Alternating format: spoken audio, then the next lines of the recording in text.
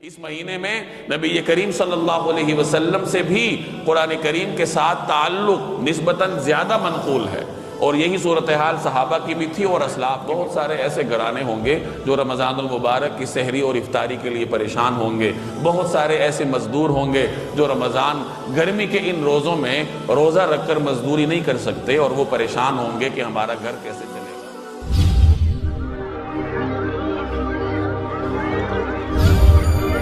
یہ میرے اور آپ کی ذمہ داری ہے کہ ہم رمضان المبارک کی تیاری کس طریقے سے کرتے ہیں۔ پہلے سے رمضان کی تیاری کرنی پڑے گی، اب چند دن باقی ہیں پھر یہ مبارک مہینہ شروع ہوگا، تو انسان سب سے پہلے اللہ جل جلالہ کی بارگاہ میں توبہ طائب ہو، توبہ کا اہتمام کرے، پہلے سے اپنے آپ کو گناہوں سے پاک کرے، استغفار کا معمول بنائے۔ ابھی سے استغفار کا معمول بنے گا تو رمضان کی مبارک ایام اور مبارک راتوں میں استغفار کر پائیں گے۔ دوسرے نمبر پر قرآن کریم کی تلاوت کا معمول بنایا جائے۔ اس مہینے میں نبی کریم صلی اللہ علیہ وسلم سے بھی قرآن کریم کے ساتھ تعلق نسبتاً زیادہ منقول ہے، اور یہی صورتحال صحابہ کی بھی تھی اور اسلاف کی بھی تھی۔ امام مالک بڑے محدث گزرے ہیں، ان کے بارے میں آتا ہے کہ جب رمضان کا مہینہ آتا تھا تو وہ تمام کتابوں کو بند کرتے تھے، لوگوں کے سوالات کے جوابات دینا بند فرما دیتے تھے اور قرآن کریم کی طرف متوجہ ہوتے تھے، اور مسجد میں ہی زیادہ وقت گزار کر تلاوت فرمایا کرتے تھے۔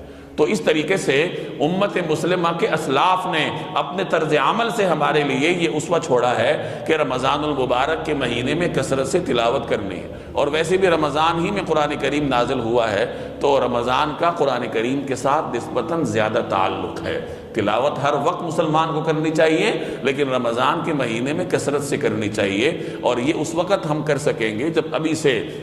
تلاوت قرآن پاک کرنے کا معمول بنایا جائے۔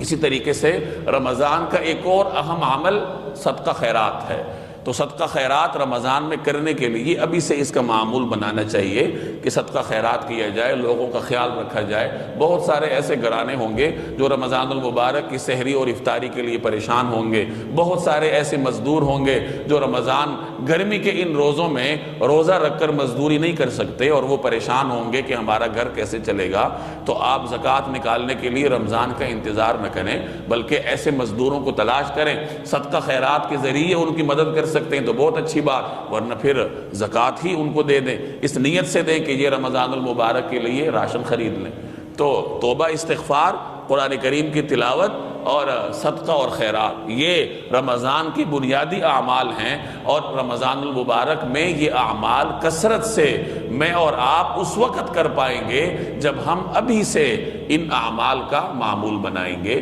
تو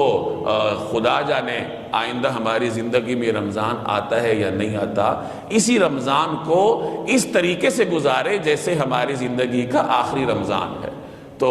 پہلے سے اس کی بھرپور طریقے سے تیاری کریں، اور بھرپور اہتمام کے ساتھ جب رمضان کی مبارک ساعات میں داخل ہوں گے تو انشاءاللہ اللہ تبارک و تعالیٰ کی رحمتیں ہم پر بھی نازل ہوں گی۔ اللہ جل جلالہ عمل کرنے کی توفیق دے۔ وما علینا الا البلاغ۔